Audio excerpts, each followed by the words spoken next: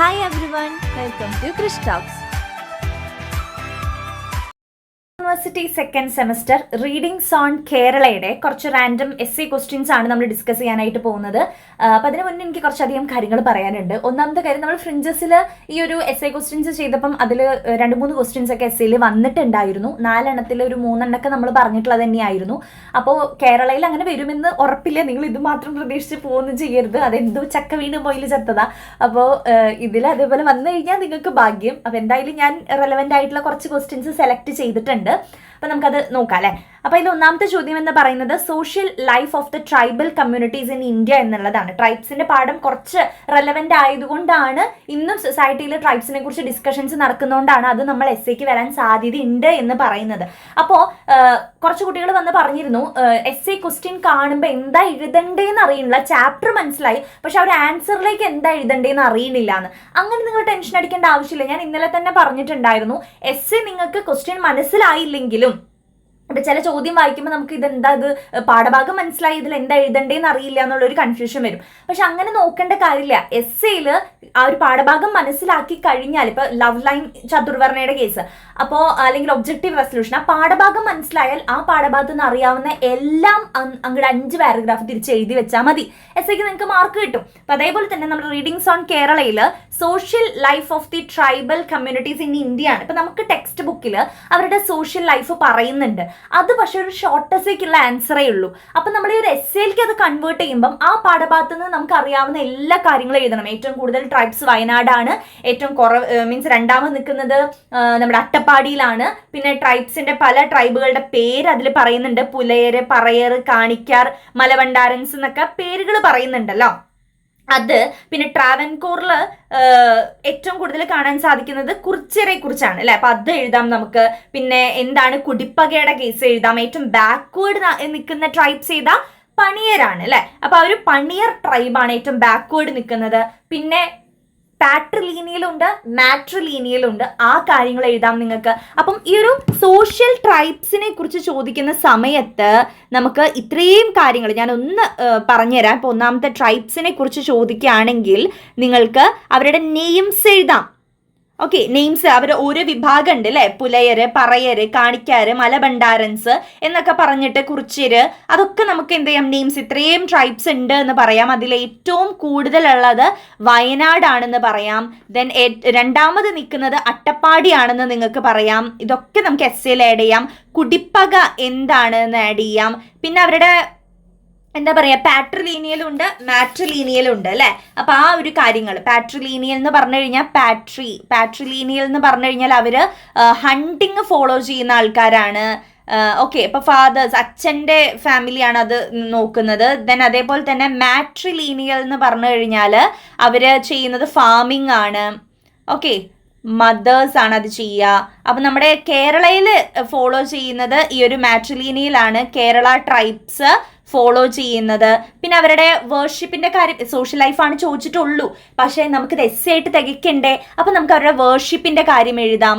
അവർ കാളിയിൽ തന്നെ എന്താ പറയാ, ആങ്കർ വേർഷൻ ഓഫ് കാളി ഉണ്ട് അല്ലേ. അപ്പൊ ആ ഒരു ആങ്കർ വേർഷൻ ഓഫ് കാളി കൊണ്ടാണ് ഫ്ലഡ് ഉണ്ടാകുന്നതും. അതായത് കാളിയുടെ കലി രൂപം, ദേഷ്യം വന്നിട്ടുള്ള രൂപം കൊണ്ടാണ് ഫ്ലഡ് എപ്പിഡമിക്സ് ഒക്കെ ഉണ്ടാകുന്നത്. പിന്നെ എന്താ പറയാ, പീസ്ഫുൾ ആയിട്ടുള്ള കാളിയുടെ രൂപമുണ്ട്. അപ്പൊ അതുകൊണ്ടാണ് കൃഷി സമ്പത്ത് കാര്യങ്ങളൊക്കെ ഉണ്ടാവുന്നതെന്നാണ് അവർ വിശ്വസിക്കുന്നത്. അതേപോലെ തന്നെ എന്താണ് ഗോത്രം എന്ന് പറയുന്നത് ഓരോ ട്രൈബ്സും ഓരോ കമ്മ്യൂണിറ്റി ആയിട്ടല്ലേ ജീവിക്കുന്നത്. അപ്പൊ അതിനെയാണ് നമ്മൾ ഗോത്രം എന്ന് പറയാ. ഈ ഗോത്രം പിന്നീട് എന്താകുന്നുണ്ട്, ഗണമാകുന്നുണ്ട്. അവർക്ക് ഓരോ ഗണത്തിനും എന്തുണ്ട്, ഓരോ സിംബൽസ് ഉണ്ട്. ഇതൊക്കെ നമുക്ക് എസ് എയിൽ ആഡ് ചെയ്യാം. അപ്പം ട്രൈബൽസിനെ കുറിച്ച് ഒരു എസ് എ വന്നു കഴിഞ്ഞാൽ നിങ്ങൾക്ക് ഇത്രയും കാര്യങ്ങൾ അതിൽ ആഡ് ചെയ്യാവുന്നതാണ്. അവരുടെ സോഷ്യൽ ലൈഫ്, പിന്നെ അവര് എന്താ കടുവകളി, പുലിക്കളി ഒക്കെ അവര് ഈ വെഡ്ഡിങ് സമയത്ത് കടുവകളി, അതേപോലെ തന്നെ പുലിക്കളി, ഇതൊക്കെ അവർ വെഡ്ഡിങ് സമയത്ത് അല്ലെങ്കിൽ അവരുടെ ഓരോ സെലിബ്രേഷൻസിന്റെ സമയത്തൊക്കെ അവർ കളിക്കുന്നുണ്ട്. മാരേജ്, ഹാർവെസ്റ്റ്, ഫീസ്റ്റിനൊക്കെയാണ് കേട്ടോ. ഫീസ്റ്റ്, മാരേജ്, ഹാർവെസ്റ്റ്, ഇതിനൊക്കെയാണ് അവർ ഈ കളികളൊക്കെ കളിക്കുന്നത്. അപ്പൊ അങ്ങനെയാണ് അവര് ജീവിക്കുന്നത് കേട്ടോ. അപ്പൊ പിന്നെ നിങ്ങൾക്ക് ട്രൈബ്സിനെ കുറിച്ച് അറിയാവുന്ന കാര്യങ്ങളൊക്കെ നമുക്ക് 5 പാരഗ്രാഫ് തിരിച്ചെഴുതാം. അതേപോലെ തന്നെ ഇപ്പം 5 പാരഗ്രാഫ് തിരിക്കുന്ന സമയത്ത് ലാസ്റ്റ് കൺക്ലൂഡിങ് പാരഗ്രാഫിൽ നമ്മുടെ ഇന്നത്തെ കാലത്തെ ട്രൈബ്സിന്റെ അവസ്ഥ, അല്ല ഇപ്പൊ ഒന്നും ട്രൈബ്സിനെ നമ്മൾ കാണാനില്ല, അവർക്ക് എഡ്യൂക്കേഷൻ കിട്ടുന്നില്ല, അല്ലെങ്കിൽ അവര് ഇപ്പോഴും മാർജിനലൈസ് ചെയ്ത് നിർത്തിയേക്കാണ്. കുറേ ട്രൈബ്സ് ഒക്കെ ഇല്ലാതായിക്കൊണ്ടിരിക്കുകയാണ് അല്ലെ. അപ്പൊ അവരുടെ ഒരു കമ്മ്യൂണിറ്റി തന്നെ ഇല്ലാതായിക്കൊണ്ടിരിക്കുകയാണ്. അപ്പൊ ആ ഒരു ജനറലൈസ് ചെയ്തും നമുക്ക് എസ്സേയിൽ കൊണ്ടുവരാം. കാരണം ട്രൈബ് എന്ന് പറയുന്ന ഒരു ടോപ്പിക് ഒരു ജനറൽ ടോപ്പിക്കാണ്. സോ അതിനെക്കുറിച്ച് നിങ്ങൾക്ക് അറിയാവുന്ന കാര്യങ്ങൾ കൂടി എൻഡിങ്ങിൽ എഴുതാം. അപ്പൊ ഈ ട്രൈബ്സിന്റെ പാഠഭാഗത്ത് നിന്ന് എന്ത് എസ്സേ വന്നാലും ഈ പാഠഭാഗത്ത് നിന്ന് അറിയാവുന്ന കാര്യങ്ങളൊക്കെ ജനറലൈസ് ചെയ്തിട്ടും കൂടി നിങ്ങൾക്ക് എഴുതി വെക്കാവുന്നതാണ്. ഓക്കെ, അപ്പൊ അതിനു വേണ്ടി ഈ കീ ടേംസ് ഒക്കെ ഒന്ന് പഠിച്ചു വെക്കുക. ട്രൈബ്സിന്റെ ചാപ്റ്റർ ഒന്ന് കണ്ടുപോക്കോളൂ കേട്ടോ നിങ്ങൾ. ദെൻ അടുത്ത ചോദ്യം നമുക്ക് നോക്കാം. ഇതിൽ നമ്മുടെ അടുത്ത് ചോദിച്ചിരിക്കുന്നത് how does the novel Indulekha discuss the value of education എന്നുള്ളതാണ്. അപ്പോൾ നമ്മൾ നേരത്തെ ട്രൈബ്സിന്റെ കേസ് പറഞ്ഞ പോലെ തന്നെ ഇതും നിങ്ങൾക്ക് ചിലപ്പോൾ ക്വസ്റ്റ്യൻ വായിച്ച് കൺവേ ആവണമെന്നില്ല. അപ്പോൾ അതുകൊണ്ട് നമ്മുടെ പാഠഭാഗത്ത് നിന്ന് മനസ്സിലായ എല്ലാ കാര്യങ്ങളും മാധവനെ കുറിച്ച്, ഇന്ദുലേഖനെ കുറിച്ച്, അതിൽ ഷിന്നന്റെ എഡ്യൂക്കേഷന് വേണ്ടിയിട്ടാണ്, അതാണ് നമ്മുടെ പാഠഭാഗത്തിന്റെ തീം അല്ലെ. അതിൽ ഷിന്നൻ എന്ന് പറഞ്ഞ മാധവന്റെ ഒരു ഡിസ്റ്റന്റ് റിലേറ്റീവ് ആണ്, അകന്ന ബന്ധത്തിലുള്ള കുട്ടിയാണ്, പക്ക ബ്രദർ അല്ല കേട്ടോ, അകന്ന ബന്ധത്തിലുള്ള ഒരു കുട്ടിയാണ് ഷിന്നൻ. അപ്പൊ കുമ്മിണിയമ്മയുടെ മകനാണ്. അപ്പൊ കുറെ പേര് എൻ്റെ അടുത്ത് ചോദിച്ചു, ഒരു PDF കുമ്മിണിയമ്മയുടെ മകൻ എന്ന് പറയുന്നുണ്ട്, ഒരു PDF മാധവന്റെ ബ്രദർ എന്ന് പറഞ്ഞിട്ടുണ്ട്, ഇത് ഏതാണ്? രണ്ടും ഒന്ന് തന്നെയാണ്. കുമ്മിണിയമ്മയുടെ മകനുമാണ്, മാധവന്റെ അകന്ന ബന്ധത്തിലുള്ള ഒരു കുട്ടി കൂടിയാണ് നമ്മുടെ ഷിന്നൻ. അപ്പോൾ ബ്രദറായിട്ട് വരും. അപ്പം ഈ ഷിന്നനെ പഠിപ്പിക്കണം എന്ന് പറഞ്ഞിട്ടാണ് മാധവൻ വല്യമ്മാമന്റെ അടുത്ത്, കാരണവരുടെ അടുത്ത്, അല്ലെങ്കിൽ ആളുടെ റിയൽ നെയിം പാഞ്ചുമേനോൻ എന്നാണ്, ആളുടെ അടുത്ത് സംസാരിക്കുന്നത് അല്ലെ. അപ്പോൾ അതിൽ എഡ്യൂക്കേഷൻ ഇമ്പോർട്ടൻസ് ആണ് ആ പാഠഭാഗത്തിൽ ചോദിക്കുന്നത്. അപ്പം നമുക്ക് പറയാം ആ ഒരു നോവൽ. അപ്പം നിങ്ങൾ ആദ്യം 5 പാരഗ്രാഫ് തിരിച്ച് എഴുതുന്ന സമയത്ത് ഇന്ദുലേഖ എന്ന് പറയുന്ന നോവലിനെ കുറിച്ച് നിങ്ങൾക്ക് ആദ്യം പറയാം. ഇന്ദുലേഖ എന്ന് പറയുന്ന നോവലിൻ്റെ കാര്യങ്ങൾ ആദ്യം നിങ്ങൾക്ക് കൊടുക്കാം. ദെൻ അതിനുശേഷം മാധവനെ കുറിച്ച് നിങ്ങൾക്ക് പറയാം. മാധവനെ കുറിച്ച് പറയുമ്പോൾ ആളുടെ എഡ്യൂക്കേഷനാണ് ഇമ്പോർട്ടൻസ് കൊടുക്കേണ്ടത്. കാരണം ആൾക്ക് സാൻസ്ക്രിറ്റ്, ഇംഗ്ലീഷ് എല്ലാം അറിയാം അല്ലെ. ഫസ്റ്റ് റാങ്ക് ആണ്, എല്ലാത്തിലും ഫസ്റ്റ് റാങ്ക്, ഒത്തിരി പ്രൈസസും കാര്യങ്ങളും സ്കോളർഷിപ്പ് ഒക്കെ നേടിയിട്ടുള്ള ഒരാളാണ് നമ്മുടെ മാധവൻ എന്ന് പറയുന്നത്. അപ്പോൾ ആൾക്ക് അത്ര ഒരു ഹൈ ലെവൽ എഡ്യൂക്കേഷൻ കിട്ടിയിട്ടുണ്ട് എന്ന് നമുക്ക് അതിൽ നിന്ന് മനസ്സിലാക്കാം. ഇപ്പം നമ്മുടെ ക്വസ്റ്റ്യൻ എഡ്യൂക്കേഷൻ ആയതുകൊണ്ട് അതൊന്ന് ഫോക്കസ് ചെയ്ത് പറയാം. പിന്നെ നമ്മുടെ ഇന്ദുലേഖയുടെ കേസ് അതിൽ പറയുന്നുണ്ട്. ഇന്ദുലേഖയുടെ കേസിലായാലും അത്രയും എഡ്യൂക്കേറ്റഡ് ആണ് ഇന്ദുലേഖയും. നമ്മുടെ മാധവന്റെ അത്ര ഇല്ലെങ്കിലും ഇന്ദുലേഖയും അത്യാവശ്യം നല്ല രീതിക്ക് എഡ്യൂക്കേറ്റഡ് ആയിട്ടുള്ള ഒരു പെൺകുട്ടി തന്നെയാണ്. ഇന്റലിജന്റ് ആണ്, ഒരു ആർട്ടിസ്റ്റ് ആണ്, വളരെ ടാലന്റ് ഉള്ള കുട്ടിയാണ്. ഇംഗ്ലീഷും സാൻസ്ക്രിറ്റും നമ്മുടെ ഇന്ദുലേഖയും പഠിച്ചിട്ടുണ്ട്. അപ്പം അത് പറയാം. പിന്നെ നമ്മുടെ ഇതിൽ ഈ പാഠഭാഗത്തിലെ എഡ്യൂക്കേഷനെ കുറിച്ച് പറയുന്നത് ഷിന്നന്റെ കേസാണ് അല്ലേ. ഷിന്നന് എഡ്യൂക്കേഷൻ പ്രൊവൈഡ് ചെയ്യാൻ വേണ്ടി തന്നെയാണ് മാധവൻ വല്യമാമന്റെ അടുത്ത് സംസാരിക്കുന്നത്. നമ്മുടെ മാധവൻ വല്യമാമന്റെ അടുത്ത് സംസാരിക്കുന്നത്. അതേപോലെ തന്നെ നമ്മുടെ കുമ്മിണി അമ്മയുടെ ഫാമിലിയിലെ 2 ബോയ്സിനെയും ഒരു ഗേളിനെയും പഠിപ്പിച്ചിട്ടില്ല. അപ്പം അതും മാധവൻ ക്വസ്റ്റ്യൻ ചെയ്യുന്നുണ്ട്. അപ്പം ഇതില് എഡ്യൂക്കേഷൻ തന്നെയാണ് ഈ പാഠഭാഗത്തിലെ കീ ടേം ആയിട്ട് വരുന്നതും അതിനെ തന്നെയാണ് ക്വസ്റ്റ്യൻ ചെയ്യുന്നതും. സോ ഇത്രയും കാര്യങ്ങൾ നിങ്ങൾക്ക് എന്ത് ചെയ്യാം, 5 പാരഗ്രാഫ് തിരിച്ച് എഴുതി വെക്കാം. ഇനിയിപ്പോൾ ഈ പാഠഭാഗത്ത് നിന്ന് വേറെ ഏതെങ്കിലും ഒരു എസ്സേ ക്വസ്റ്റ്യൻ വന്നാലും നിങ്ങൾക്ക് എഴുതാം. ഇപ്പൊ വേറൊരു രീതിയിൽ എന്താ പറയാ, മരുമക്കത്തായത്തെ കുറിച്ച് ചോദിക്കാൻ സാധ്യതയുണ്ട് ഈ പാഠഭാഗത്ത് നിന്ന്. അതായത് മാട്രിലീനിയൽ സിസ്റ്റത്തെ കുറിച്ച്. മാട്രിലീനിയൽ സിസ്റ്റം ഇത് നമ്മുടെ ഏറ്റവും അപ്പർ കാസ്റ്റില് നായർ ഫാമിലീസിലൊക്കെ നിലനിന്നിരുന്ന ഒരു സിസ്റ്റമാണ് ഈ മാട്രിലീനിയൽ സിസ്റ്റം എന്ന് പറയുന്നത്. അതിൽ ഫീമെയിൽസിനായിരിക്കും അവർക്കായിരിക്കും ഏറ്റവും കൂടുതൽ സ്വത്ത് കാര്യങ്ങളൊക്കെ കൊടുക്കുന്നുണ്ടായിരിക്കാം. മരുമക്കത്തായം സ്വത്ത് കാര്യങ്ങളൊക്കെ അവർക്കായിരിക്കും കൊടുക്കുന്നുണ്ടായിരിക്കാം. ദെൻ ഇപ്പം നമ്മളൊക്കെ നമ്മുടെ അഡ്രസ്സ് കാര്യങ്ങളൊക്കെ പറയുമ്പം അച്ഛൻ്റെ ഫാമിലി റിലേറ്റ് ചെയ്തിട്ടല്ലേ പറയാം. പക്ഷെ ഇത് അമ്മയുടെ ഫാമിലി റിലേറ്റ് ആയിരിക്കും. അതാണ് മരുമക്കത്തായം എന്ന് പറയുന്നത്. അവർ മദറിൻ്റെ ഫാമിലിയോടായിരിക്കും കുറച്ചും കൂടി അറ്റാച്ച്മെൻറ്റും കാര്യങ്ങളൊക്കെ, റിലേഷൻഷിപ്പ് ഒക്കെ കണ്ടിന്യൂ ചെയ്യുക, അല്ലെങ്കിൽ such relations belongs to their mother's family. അതാണ് മാട്രിലീനിയൽ സിസ്റ്റം എന്ന് പറയുന്നത്. അപ്പം അതും ഈ പാഠഭാഗത്ത് നിന്ന് ചോദിക്കാനുള്ള സാധ്യതയുള്ള ഒരു ചോദ്യമാണ്. അപ്പം നമ്മുടെ പാഠഭാഗത്തെ കുറിച്ച് പറഞ്ഞിട്ട് ഇത്തരം നായർ ഫാമിലിയിലാണ് ഇങ്ങനെ സംഭവിക്കുന്നത് എന്നുള്ളതൊന്ന് നിങ്ങൾ കൂട്ടിച്ചേർത്താൽ മതിയായിരിക്കും. നെക്സ്റ്റ് 3ാമത്തെ ചോദ്യമാണ്, what are Vakkom Maulavi's journalist contribution to the cultural space of Kerala. കേരളത്തിന് നമ്മുടെ വക്കം മൗലവി സമ്മാനിച്ച contributions, especially the journalist contributions ആണ് ചോദിക്കുന്നത്. അപ്പം ഈ ഒരു ക്വസ്റ്റ്യനും ഷോർട്ട് എസ്സേ ആയിട്ടും നമുക്ക് ചാൻസ് ഉള്ള ഒരു ചോദ്യമാണ്. അപ്പോൾ വക്കം മൗലവി അത്ര വലിയൊരു ആക്ടിവിസ്റ്റ് ആണ്. സോ ആ ഒരു സ്വദേശാഭിമാനിയുടെ പത്രത്തിന്റെ കാര്യങ്ങളൊക്കെ നമുക്ക് ഇതിൽ കൂട്ടിച്ചേർക്കാൻ പറ്റും ആളുടെ കോൺട്രിബ്യൂഷൻസിൽ. അപ്പം നിങ്ങൾ ആദ്യം തന്നെ എസ് എഴുതുന്ന സമയത്ത് ആദ്യം മൗലവീനെ കുറിച്ച് നിങ്ങൾ പറയണം കേട്ടോ. വക്കം മൗലവീനെ കുറിച്ച് കുറച്ച് കാര്യങ്ങൾ പറയുക. അതിനുശേഷം ഏറ്റവും ഇമ്പോർട്ടൻ്റ് ആയിട്ട് സ്വദേശാഭിമാനി എന്നുള്ള പത്രത്തെക്കുറിച്ചാണ് നിങ്ങൾ പറയേണ്ടത്. സ്വദേശാഭിമാനി പത്രം അത് സ്റ്റാർട്ട് ചെയ്തത്, പിന്നെ അതിലെ എഡിറ്റേഴ്സിനെ കുറിച്ച് നിങ്ങൾക്ക് പറയാം, രാമകൃഷ്ണ പിള്ളയെ കുറിച്ചുള്ള കാര്യങ്ങൾ പറയാം. രാമകൃഷ്ണ പിള്ളയെയാണ് എല്ലാവരും അറിഞ്ഞിട്ടുണ്ടായിരുന്നത് എന്നുള്ളതും കൂടി ഒന്ന് കൂട്ടിച്ചേർക്കുക. പിന്നെ അദ്ദേഹത്തിന്റെ മറ്റൊരു കോൺട്രിബ്യൂഷൻ, മുസ്ലിം കമ്മ്യൂണിറ്റിക്ക് വേണ്ടി ഒത്തിരി കാര്യങ്ങൾ ആൾ ചെയ്തിട്ടുണ്ട്. മുസ്ലിം കമ്മ്യൂണിറ്റി, ഇപ്പൊ മുസ്ലിം കമ്മ്യൂണിറ്റി സൂപ്പർസ്റ്റിഷൻസ്, അന്ധവിശ്വാസങ്ങൾ, അനാചാരം, അങ്ങനത്തെ കുറേയൊക്കെ അന്ധവിശ്വാസങ്ങൾ ഒത്തിരി ഉണ്ടായിരുന്നു അവർക്ക്. മുസ്ലിം കമ്മ്യൂണിറ്റിക്ക് അന്നത്തെ കാലത്ത് സൂപ്പർസ്റ്റിഷൻസ് ഉണ്ടായിരുന്നു. അപ്പം അതിനെയൊക്കെ മാറ്റാനും പിന്നെ ഉലാമാനെ അത്രയും ഉലാമാസിനെ ഇവർ ഒബേ ചെയ്തിട്ടുണ്ടായിരുന്നു. അപ്പോൾ അതിനൊക്കെ റെസ്ട്രിക്റ്റ് ചെയ്തിട്ടുണ്ട്. അപ്പോൾ മുസ്ലിം കമ്മ്യൂണിറ്റിക്ക് വേണ്ടിയിട്ട് ഒത്തിരി കാര്യങ്ങൾ ചെയ്തിട്ടുണ്ട്. ദെൻ അത് കൂടാതെ തന്നെ എല്ലാ റിലീജിയസ് ആയിട്ടുള്ള, മുസ്ലിമിനെ മാത്രമല്ല എല്ലാ റിലീജിയനിൽ പെടുന്ന കുട്ടികൾക്ക് വേണ്ടിയിട്ടും ആള് പ്രവർത്തിച്ചിട്ടുണ്ടായിരുന്നു. അപ്പോൾ ഒത്തിരി റിലീജിയസ് ആയിട്ടുള്ള ആക്ടിവിറ്റീസും ചെയ്തിട്ടുണ്ടായിരുന്നു കേട്ടോ ആള്. ആക്ടിവിറ്റീസ് ഫോർ ചിൽഡ്രൻ, കുട്ടികൾക്ക് വേണ്ടിയിട്ടൊക്കെ ചെയ്തിട്ടുണ്ടായിരുന്നു. പിന്നെ ഏറ്റവും ഇമ്പോർട്ടൻ്റ് ആയിട്ട് പറയുകയാണെങ്കിൽ നമ്മുടെ കുട്ടികൾക്ക് ഫോട്ടോഗ്രഫി ഫിലിംസ്, പണ്ടത്തെ കാലത്തൊന്നും ഇങ്ങനെ ഫോട്ടോഗ്രഫി പഠിപ്പിക്കാനായിട്ട് വിടുക അല്ലെങ്കിൽ ഫിലിംസിലേക്ക് വിടുക അങ്ങനെയുള്ളതൊന്നും സമ്മതിച്ചിരുന്നില്ല. പക്ഷെ അതിന് വേണ്ടിയിട്ടൊക്കെ ആൾ ഒത്തിരി പ്രയത്നിച്ചിട്ടുണ്ട്. പിന്നെ അതേപോലെ തന്നെ അതിനൊക്കെ കുറിച്ച് പഠിക്കാനും, കാരണം ആൾക്ക് നേഷൻ്റെ പ്രോഗ്രസ് അല്ലേ, ഇതിലൂടെയൊക്കെയാണ് ഫിലിം, ഫോട്ടോഗ്രാഫി, ഇതിലൂടെയൊക്കെയാണ് നമ്മുടെ നേഷൻ തന്നെ ഒരു പ്രോഗ്രസ്സിലേക്ക് എത്തുന്നത്. അപ്പം അതിന് വേണ്ടിയിട്ട് കുട്ടികളൊക്കെ ആൾ എന്ത് ചെയ്തിട്ടുണ്ട്, എൻകറേജ് ചെയ്തിട്ടുണ്ട്. അപ്പം ഇത്രയും കാര്യങ്ങൾ നമ്മുടെ വക്കം മൗലവി ചെയ്തിട്ടുള്ളതാ. അപ്പം ഇതൊക്കെ നമുക്ക് എന്ത് ചെയ്യാം, അതിൽ കൂട്ടിച്ചേർക്കാവുന്നതാണ് കേട്ടോ. അപ്പം ഇതൊക്കെ നമ്മുടെ എസ്സിൽ വക്കം മൗലവിനെ കുറിച്ച് ചോദിച്ചു കഴിഞ്ഞാൽ നമുക്ക് എഴുതി ചേർക്കാവുന്നതാണ്. ഏറ്റവും മെയിനായിട്ട് നമ്മുടെ സ്വദേശാഭിമാനി പത്രം ബ്രിട്ടീഷുകാർ അത് ജപ്തി ചെയ്യണ കാര്യങ്ങളൊക്കെ നിങ്ങൾക്ക് എഴുതി. അടുത്ത ചോദ്യം എന്ന് പറയുന്നത്, how is Priya successful in her revenge? Priya തൻ്റെ റിവെഞ്ചിൽ സക്സസ്ഫുൾ ആയത് എങ്ങനെയാണെന്നാണ് ചോദിച്ചിരിക്കുന്നത്. ഇപ്പം നമ്മുടെ കണ്ണിലൂടെ നോക്കുകയാണെങ്കിൽ അവൾ സക്സസ്ഫുൾ അല്ല, കാരണം ഇതിനും കുറച്ചും കൂടി നല്ല രീതിക്കുള്ള റിവെഞ്ചൊക്കെ ചെയ്യാമായിരുന്നു അല്ലേ, അത് നമ്മുടെ ഒപ്പീനിയനാണ്. പക്ഷേ നമ്മൾ പാഠഭാഗം റിലേറ്റ് ചെയ്ത് അല്ലെങ്കിൽ നമ്മുടെ പ്രിയയുടെ ഭാഗത്തുനിന്ന് ചിന്തിക്കുമ്പോൾ അവൾ സക്സസ്ഫുൾ ആയി, കാരണം 3 പേരുടെ അടുത്തും റിവെഞ്ച് ചെയ്യുന്നുണ്ട് അല്ലേ. അപ്പോൾ നമ്മളിത് എസ്സേ ആയിട്ട് എഴുതുന്ന സമയത്ത് നമുക്ക് ഒത്തിരി കാര്യങ്ങൾ എഴുതാനുണ്ട്. ആദ്യം നമ്മൾ എഴുതുന്ന സമയത്ത് ചാപ്റ്ററിനെ കുറിച്ച് പറയണം. അഗ്നി എന്ന് പറയുന്ന ചാപ്റ്റർ, അതിൽ പ്രിയ എന്ന് പറയുന്ന സെൻട്രൽ ക്യാരക്ടർ ഓർ പ്രൊട്ടഗോണിസ്റ്റ്, അപ്പം അതിനെക്കുറിച്ച് പറയാം. അതിനുശേഷം നമ്മുടെ പ്രിയയുടെ സ്റ്റോറിയാണ് നിങ്ങൾ വിവരിച്ച് വെക്കേണ്ടത്. ആ ഒരു റേപ്പ് ചെയ്ത കേസ് 3 പേര് കൂടിയിട്ടാണ് ഗ്യാങ് റേപ്പ് ചെയ്യുന്നത് അല്ലേ, അപ്പം ആ കാര്യങ്ങൾ. പിന്നെ എന്താണ്, ആ 3 പേരുടെ ഡീറ്റെയിൽസ് കാര്യങ്ങൾ നിങ്ങൾക്ക് കൊടുക്കാം. സഞ്ജീവ് ഉണ്ടായിരുന്നു, പിന്നെ രവി ഉണ്ടായിരുന്നു അല്ലേ. 3 പേരെന്ന് പറയുന്നത് സഞ്ജീവ്, പിന്നെ രവി ഉണ്ടായിരുന്നു, പിന്നെ അതേപോലെ തന്നെ വേറൊരു നെയിംലെസ് ആയിട്ടുള്ള ഒരാളുണ്ടായിരുന്നു, ഒരാളുടെ പേര് പറയുന്നില്ല.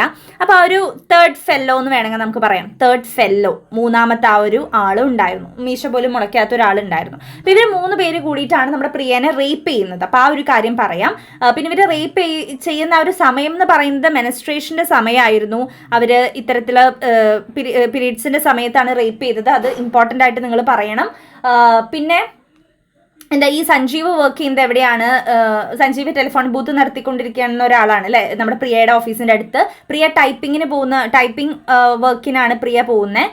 ഇത് ടെലിഫോൺ ബൂത്തിലാണ്, ടെലിഫോൺ ഓഫീസാണ് റൺ ചെയ്യുന്നത്. രവി കുറച്ച് റിച്ച് ആയിട്ടുള്ള തോന്നിവാസമായിട്ടുള്ള ഒരാളാണ്. അപ്പം ഇവരുടെ അടുത്തൊക്കെ എങ്ങനെയാണ്, സഞ്ജീവിൻ്റെ അടുത്ത് എങ്ങനെയാണ് പ്രിയ ഇത് ചെയ്യുന്നത്, അതായത് സഞ്ജീവിൻ്റെ അടുത്ത് സാറ്റിസ്ഫൈഡ് അല്ല എന്ന് പറഞ്ഞിട്ടാണ് റിവെഞ്ച് ചെയ്യുന്നത്. സാറ്റിസ്ഫൈഡ് അല്ല എന്ന് പറഞ്ഞിട്ടാണ് റിവെഞ്ച് ചെയ്യുന്നത്. രവിയുടെ അടുത്ത് ആ ഒരു എന്താ പറയുക, ലവ് അല്ലെ, പ്രണയത്തിൽ വീഴ്ത്തിയിട്ടാണ്. പിന്നെ മറ്റേ 3ാമത്തെ ചെക്കൻ്റെ അടുത്ത് ക്ഷമിച്ചിട്ടാണ് അല്ലെ, ആ ഒരു തേർഡ് ഫെലോൻ്റെ അടുത്ത് ക്ഷമിക്കുകയാണ് ചെയ്യുന്നത്. പ്രിയ ഫോഗീവ് ചെയ്യാണ് അവൻ്റെ അടുത്ത്, ക്ഷമിച്ചു എന്ന് പറയാണ്. അപ്പം ഇങ്ങനെയാണ് ഇവരോട് 3 പേരോടും ഒരു റിവെഞ്ച് നമ്മുടെ പ്രിയ തീർക്കുന്നത്. അപ്പോൾ അവളുടെ കണ്ണിൽ അതിൽ അവൾ സാറ്റിസ്ഫൈഡ് ആണ് ആ ഒരു റിവെഞ്ചിൽ, അല്ലെങ്കിൽ അതിൽ സക്സസ്ഫുൾ ആയി എന്ന് അവൾ വിശ്വസിക്കുന്നുണ്ട്. അപ്പോൾ ആ ഒരു കഥ ഒന്ന് ചുരുക്കി 5 പാരഗ്രാഫ് തിരിച്ച് എഴുതി കഴിഞ്ഞാൽ അതിനുള്ള ആൻസറായി. അപ്പം ഇത്രയും ഭാഗങ്ങളാണ് അതിൽ നിങ്ങൾ കീ ടേംസ് ആയിട്ട് ഇൻക്ലൂഡ് ചെയ്യേണ്ടത്. ഇത്രയും നിങ്ങൾ തെറ്റാതെ അതിൽ ഇൻക്ലൂഡ് ചെയ്യേണ്ടതായിട്ടുണ്ട്. ഓക്കെ, പിന്നെ നിങ്ങൾക്ക് ജനറൽ കാര്യങ്ങൾ എഴുതാം. നമ്മുടെ ട്രൈബ്സിന്റെ കേസിലും പിന്നെ ഈ പറഞ്ഞ റേപ്പ് ഈ ഒരു ചാപ്റ്റർ സമൂഹത്തിൽ നടക്കുന്ന കാര്യങ്ങളാണല്ലേ. അപ്പോൾ ചെറിയ രീതിയിലെങ്കിലും പെൺകുട്ടികളായാലും അതിനു വേണ്ടി റിയാക്ട് ചെയ്യണം എന്നുള്ളതാണ് ഈ പാഠഭാഗത്ത് നിന്ന് മെയിനായിട്ട് പറയുന്നത്. അപ്പോൾ നിങ്ങൾക്ക് ഓഫ് കോഴ്സ് ജനറൽ ആയിട്ടുള്ള കാര്യങ്ങൾ നിങ്ങൾക്ക് എന്ത് ചെയ്യാം, ആഡ് ചെയ്യാം. ഓക്കെ, ദെൻ അടുത്ത ക്വസ്റ്റ്യൻ നമുക്ക് നോക്കാം.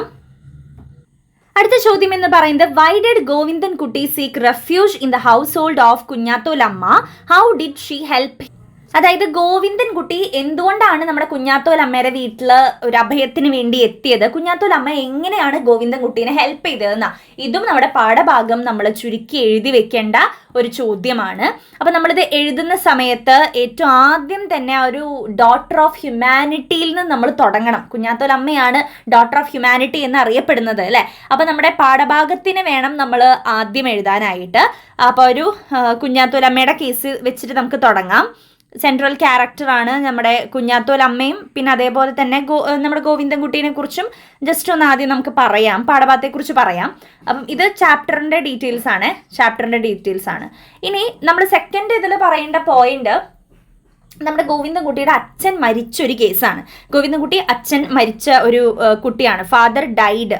പിന്നെ ആരാണ്, അമ്മയാണ് ഉണ്ടായിരുന്നത്. ലക്ഷ്മി എന്നാണ് അമ്മയുടെ പേര്, ലക്ഷ്മിക്കുട്ടി എന്നാണ് അമ്മയുടെ പേര്, മദറാണ്. അപ്പോൾ ഇവർ രണ്ടുപേരുമാണ് നമ്മുടെ കുഞ്ഞാത്തോലമ്മയുടെ വീട്ടിലേക്ക് വരുന്നത്. കാരണം എന്താണെന്ന് വെച്ച് കഴിഞ്ഞാൽ അമ്മാവന്മാരൊക്കെ ഒത്തിരി ക്രൂവൽസ് ആയിരുന്നു.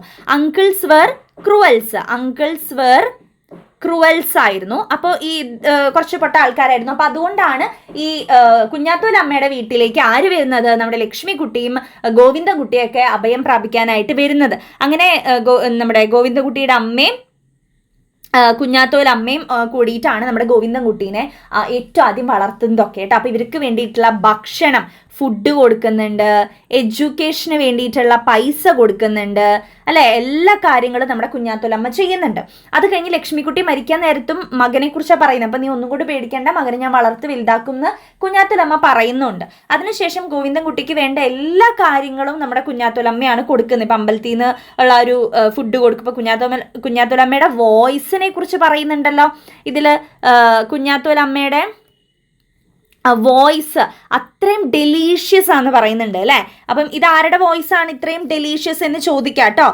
ഫുഡിനേക്കാളും അത്രയും ഡെലീഷ്യസ് ആയിട്ടുള്ളത് ആരുടെ വോയിസ് ആണ് എന്ന് ചോദിക്കാം. Sweeter than the delicious food എന്നതിൽ പറയുന്നുണ്ട്. സ്വീറ്റർ ദാൻ ഡെലീഷ്യസ് ഫുഡ്, അത് ആരുടെ വോയിസ് ആണ്, കുഞ്ഞാത്തോലമ്മയുടെ വോയിസ് ആണ്. അപ്പോൾ അതിനെക്കുറിച്ച് പറയാം. ദെൻ അവനെ എഡ്യൂക്കേഷൻ, നല്ല രീതിക്കുള്ള എഡ്യൂക്കേഷനാണ് സ്കൂൾ ടൈമിൽ, അതിനൊക്കെ എൻകറേജ് ചെയ്യുന്നുണ്ടായിരുന്നു നമ്മുടെ കുഞ്ഞാത്തോലമ്മ.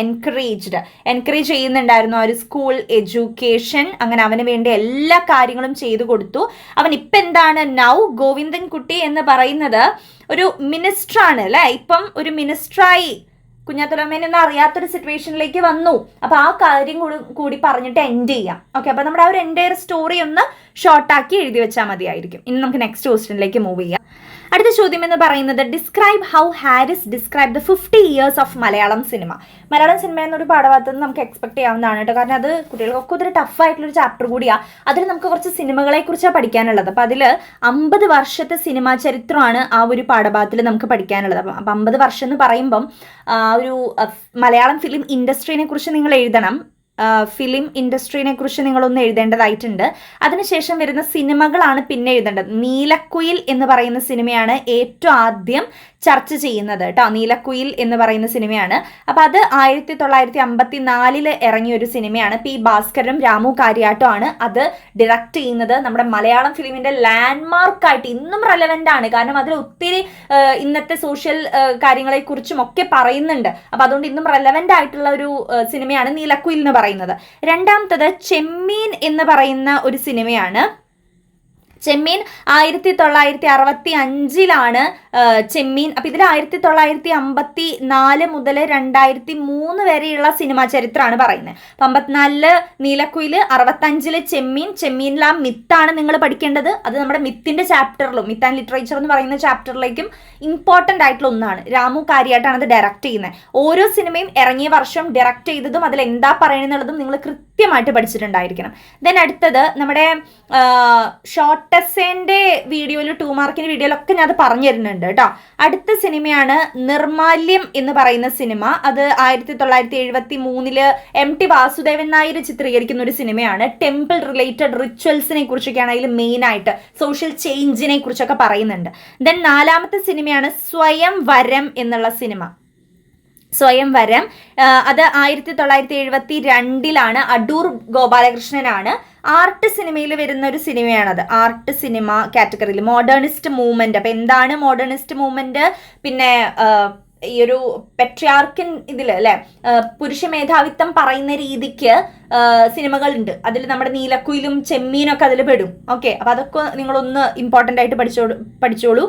പുരുഷ മേധാവിത്വത്തെ കാണിക്കുന്ന സിനിമകൾ ഏതൊക്കെ, അതിനെക്കുറിച്ച് ചർച്ച ചെയ്യാൻ, അല്ലെങ്കിൽ സിനിമാ ലോകത്ത് പുരുഷ മേധാവിത്വം പെട്രാർക്കിൻ സൊസൈറ്റിനെ കുറിച്ച് പറയുന്ന രീതിയിലുള്ള ഇതിനെക്കുറിച്ചൊക്കെ ചോദിച്ചു കഴിഞ്ഞാൽ അത് എഴുതുക. ചെമ്മീനിൽ ആ ഒരു മിത്തും നീലക്കുയിലിൽ അതൊക്കെ എഴുതുക. കാരണം അതിലൊക്കെ പുരുഷന്മാരെ കുറച്ചൊന്ന് ഇമ്പോർട്ടൻ്റ് ആയിട്ട് കാണിച്ചിട്ടുള്ള സിനിമകളാണ്.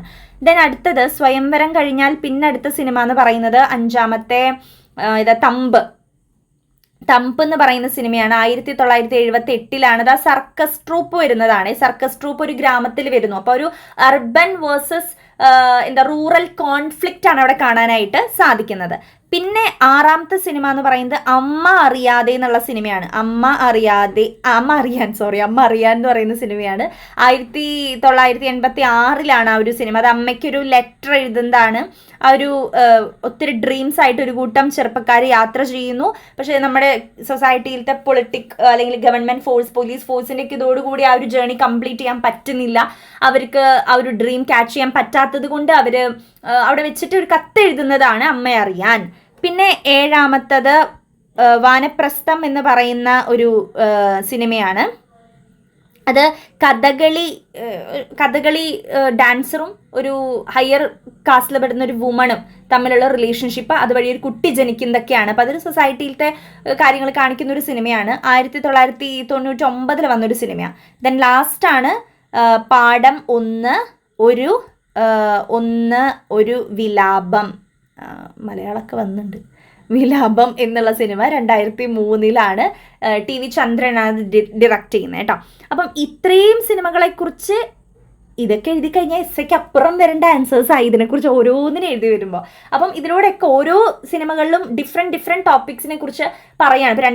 ഇപ്പം ആദ്യം നീലക്കുയിലൊക്കെ ഇറങ്ങുന്ന സമയത്ത് അത്രയും ഓപ്പൺ അപ്പ് ചെയ്ത് എഴുതിയിട്ടുണ്ടായിരുന്നില്ല സൊസൈറ്റിയിൽ നടക്കുന്ന കാര്യങ്ങൾ. കാരണം അവർക്ക് പേടിയായിരുന്നു. സിനിമാ ഫീൽഡിലുള്ളവർക്കും നമ്മുടെ സൊസൈറ്റി പൊളിറ്റിക്സിനെയൊക്കെ ക്രിട്ടിസൈസ് ചെയ്ത് പറയാൻ പേടിയായിരുന്നു. പിന്നീട് അങ്ങോട്ട് വരുന്തോറും ഇപ്പം ചെമ്മീനിൽ ആ ഒരു മിത്ത് അല്ലെങ്കിൽ പെട്രാർക്കിൻ സൊസൈറ്റിനെ കുറിച്ച് പറയുന്നു. നിർമാല്യത്തിൽ ടെമ്പിൾ റിച്വൽസിനെ കുറിച്ച് പറയുന്നു. സ്വയംവരത്തിൽ അന്ന് നടന്ന ഒരു മോഡേൺ എലമെന്റ്സിനെ കുറിച്ച് പറയുന്നുണ്ട്, പൊളിറ്റിക്സിനെ കുറിച്ച് പറയുന്നുണ്ട്. ദെൻ തമ്പില് ഒരു ഗ്രാമം പിന്നെ നഗരത്തിലെ ഒരു കോൺഫ്ലിക്റ്റ് പറയുന്നുണ്ട്. അമ്മ അറിയാനിലൊക്കെ വന്നപ്പോഴേക്കും പിന്നീട് പൊളിറ്റിക്സിനെ കുറിച്ച് ക്രിട്ടിസൈസ് ചെയ്ത് വന്നു തുടങ്ങി. ലാസ്റ്റ് നമ്മുടെ the last dance Vanaprastham the last ഡാൻസിലേക്കൊക്കെ വന്നപ്പോഴേക്കും സൊസൈറ്റിയിൽ അത്രയും നിൽക്കുന്ന കാര്യങ്ങളെക്കുറിച്ച് ഓപ്പൺ അപ്പ് ചെയ്ത് പറയാൻ തുടങ്ങി. ഒരു വിലാപത്തിലേക്ക് എത്തിയപ്പോഴേക്കും പാഠം 1 ഒരു വിലാപത്തിലേക്ക് എത്തിയപ്പോഴേക്കും മുസ്ലിം കമ്മ്യൂണിറ്റീനെ കുറിച്ച് പറഞ്ഞു തുടങ്ങി. അപ്പം അതൊക്കെ ഓരോ ഇയർ കഴിയും തോറും അല്ലെങ്കിൽ ഓരോ സിനിമയുടെ ഇത് കഴിയും തോറും മികച്ച രീതിയിൽ ഓപ്പൺ ആയിട്ട് സൊസൈറ്റിയിൽ നടക്കുന്ന കാര്യങ്ങളെ ക്രിട്ടിസൈസ് ചെയ്ത് പറയാൻ മാത്രം സിനിമകൾ വളർന്നു എന്നുള്ളതാണ് നമ്മൾ 50 വർഷത്തെ ചരിത്രം എടുക്കുമ്പോൾ നമുക്ക് മനസ്സിലാകുന്നത്. സോ ഇതാണ് 1953 മുതൽ 2003 വരെ 54 മുതൽ 2003 വരെയുള്ള ഒരു സിനിമാ ചരിത്രം എന്ന് പറയുന്നത്. ഓക്കെ, എസ്സേ എക്സ്പെക്ട് ചെയ്യാവുന്നതാണ്. ഇതിന് അടുത്തത് ദളിത്സിനെ കുറിച്ചുള്ള എന്തെങ്കിലും ഒരു ക്വസ്റ്റ്യൻ ഉണ്ടാവും. അത് നമ്മുടെ അയ്യങ്കാളിയുടെ ചാപ്റ്ററിൽ നിന്നോ അല്ലെങ്കിൽ not a single letter seen എന്ന് പറയുന്ന പാഠഭാഗത്തുനിന്നോ. കാരണം രണ്ടും ദളിത്സിന്റെ ആണ്. അപ്പൊ ദളിത്സിന്റെ റിപ്പീറ്റ് ചെയ്ത് വരുന്നത് കൊണ്ട് നമുക്ക് ആ പാഠഭാഗത്തുനിന്നും ഒരു എസ്സേ പ്രതീക്ഷിക്കാം. അപ്പൊ നിങ്ങൾക്ക് ഇപ്പൊ അയ്യങ്കാളിയുടെ ചാപ്റ്റർ ചോദിച്ചാൽ പൊയ്കയിൽ അപ്പച്ചന്റെ not a single letter seen connect ചെയ്ത് എഴുതാം. അത് നോട്ട് എ സിംഗിൾ ലെറ്റർ ചോദിച്ചു കഴിഞ്ഞാൽ അയ്യങ്കാളിയുടെ പാഠവും കണക്ട് ചെയ്ത് എഴുതാം. എങ്ങനെയാണെന്ന് വെച്ച് കഴിഞ്ഞാൽ ഞാൻ പറഞ്ഞുതരാം. ഇപ്പൊ അയ്യങ്കാളിയുടെ ചാപ്റ്റർ ചോദിച്ചു എന്ന് വിചാരിക്കാം. അയ്യങ്കാളിയുടെ ചാപ്റ്റർ കേട്ടോ. അയ്യങ്കാളിയുടെ ചാപ്റ്ററിൽ നിന്ന് ദളിത്സിനെ കുറിച്ച് ഒരു ചോദ്യം വന്നു അങ്ങനെ വിചാരിക്കാം.